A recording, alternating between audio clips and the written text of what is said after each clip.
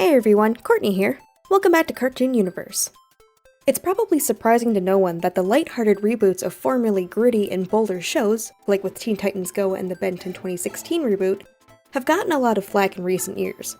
Many fans seem concerned that, in light of these reboots, newer viewers to the shows are missing many of the things that made the predecessing shows so good. In light of ThunderCats Roar airing, I'd like to take a look at some of the things that might shed light on these kinds of shows and the impact that they're having. We're going to be looking at three main points here.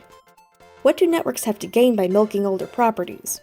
Are there any positives to these reboots on newer viewers? And what does ThunderCats Roar say about the current climate of rebooted cartoons? Alright, to kick things off, let's take a look at what television and streaming companies have to gain by rebooting older properties. By studios and companies rebooting properties that already exist, they're able to do a couple of things. They can continue keeping the property alive, or reviving it, within the public eye for audiences that are already familiar with it, as well as introducing new people into their viewer base. This not only prolongs the longevity of the properties, but ensures, at least to some degree, financial stability as they're working with something that is already established and has proved to be fruitful in the past. If we take a look at some of the reviews that viewers have given ThunderCats Roar, it seems as if much of the complaints of the show revolve around the reboot seemingly being an easy cash grab for Cartoon Network, garnering a lot of comparisons to how Teen Titans Go relates to the original Teen Titans. Although the show has just started airing, the internet has been blowing up with reactions to the first few episodes that have been released. Many viewers compare ThunderCats Roar to the 2011 reboot, claiming that the characters don't hold up to their counterparts and the newest reboot misrepresents its predecessor because of its more lighthearted nature and more cartoonish art style. By rebooting the already rebooted ThunderCats franchise with this new show, it's assumed that Cartoon Network and its parent company are hoping to draw in new and younger viewers. By doing so, they may be able to boost sales and toys that are made to relate to the show, and perhaps also rekindle interest in the 2011 reboot, as they can earn more money through streaming it and selling collectible DVDs and such. As redundant as it sounds, if they get enough financial incentive, they may consider rebooting the 2011 reboot as the viewership of ThunderCats Roar audience grows older. All that being said, and from what I can gather, companies appear to be more interested in greenlighting certain shows and properties that they would assume would make them money. Unfortunately, this may come as a cost to viewers who are hoping to get a reboot with gripping characters and storylines. Where fans are more concerned with the quality of the content that they consume, the companies that provide said content seem to be more interested in the bottom line. Next, let's look at the pros and cons that these shows have on newer audiences. While they might give a watered-down version of characters and/or plots, they do have the ability to introduce younger viewers to these archetypes and storylines that may otherwise be unable to fully appreciate the originals. The more child-friendly reboots may be a good introduction to the show for these younger viewers, so that when they take a look at the original, they're both already familiar with that property's characters and universe, and may have the added benefit of having nostalgia that boosts their viewing experience. For example, I grew up on Batman Beyond, but not the original Batman the Animated Series. Granted, I know Batman Beyond isn't exactly lighthearted, but I think it's a good example of a show's reboot or continuation sparking interest in the original property and allowing me to have some degree of nostalgia for some of the characters that feature within both shows. It felt amazing to see the younger version of Barbara Gordon go from the spunky young superhero to the seasoned police commissioner. Even though I experienced this character progression in reverse, in all honesty, it didn't really hamper my enjoyment of the show.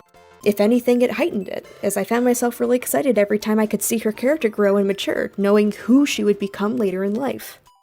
From the various reviews I gathered on a handful of cartoons and the reboots, a lot of the positive feedback that was received for the reboots tended to do one or more of the following. They improved upon the characters or plot or universe by adding more depth or complexity or fleshing things out in general. They changed the characters' personalities and/or motives to better fit the reboot's format. Or they changed the designs of the characters and/or the overall art style. Lastly, what does ThunderCats Roar say about the current climate of rebooted cartoons? Alright, as far as what I've researched goes, I've generally seen these kinds of shows being lumped into two different categories. Standalone series, shows that have the ability to stand alone but use elements of older properties for their own purposes, and supplementary series, shows that use elements of older properties as a way to continue certain storylines and/or give viewers more screen time with characters that don't get as much as the protagonists or antagonists do. While some shows can have elements of both, I've listed them in terms of which way they tend to lean more. Supplementary series, such as the Ruby Chibi show, tend to rely on fan service as well as an audience that is already familiar with the properties that are being used. Whereas standalone series properties tend to come off as more coincidental than intentional, and usually diverge from their original properties in fairly significant ways, such as going from a plot-heavy and serious show in the original to becoming episodic and lighthearted. However, there exist shows that take these elements and flip them completely, such as with the original Scooby-Doo Where Are You series and Scooby-Doo Mystery Incorporated. Out of the shows listed with the standalone category as compared to the shows they borrow from, here are the general reviews and impressions viewers have written about.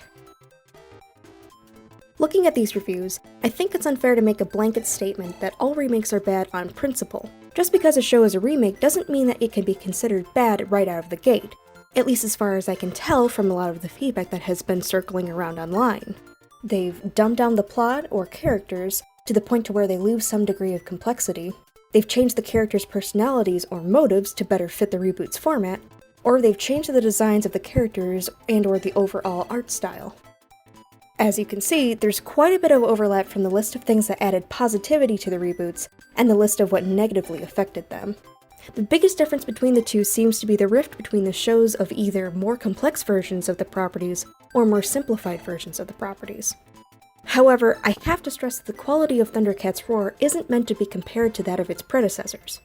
From its redesigned art style to its simplified characters and universe, this show isn't really intended for viewers who seek deep and meaningful narratives. I'm not saying that wanting those things are wrong, or that kids won't understand a lot of the nuances that more emotionally deep shows have. I would argue that the new She-Ra reboot is a great example of this. It's simplified enough to connect with a wide range of viewers, and gripping enough with its characters to make viewers keep watching. I just think that critics of ThunderCats Roar may be playing into Cartoon Network's hands to some degree. The network may or may not be of the opinion that any publicity is good publicity, and by fans ranting about the show, this creates a lot of buzz online, and therefore more views on their rebooted properties. Again, I don't think Cartoon Network cares one way or the other. I think they're more concerned about making a passable show with low financial stakes by using a property that already exists so they could milk more money out of the ThunderCats franchise. Wanting to have shows that have deep meaning and emotional complexity is a great cause to get behind. It's good to be concerned about the quality of shows that we watch and the kinds of shows that we want to show younger generations. I think in light of ThunderCats Roar airing, as it exists with the likes of Teen Titans Go, this could inspire those who want to make a difference in the animation industry to go into the field themselves and rework how and why we make the shows that we want. They could climb up the corporate ladder and be the ones to give a say in what properties get produced and how they should be produced. Who knows? Maybe someone watching this video could accomplish a lot of good things in the animation industry one day. Alright guys, that wraps it up for this video. What do you think about ThunderCats Roar and the recent reboot craze? Are there any shows you would like to see back on air? Let us know what you thought of it in the comments below. Subscribe to Cartoon Universe for the latest in the world of animated shows, and hit the bell icon to get notified when new videos come out. See you in the next one, bye!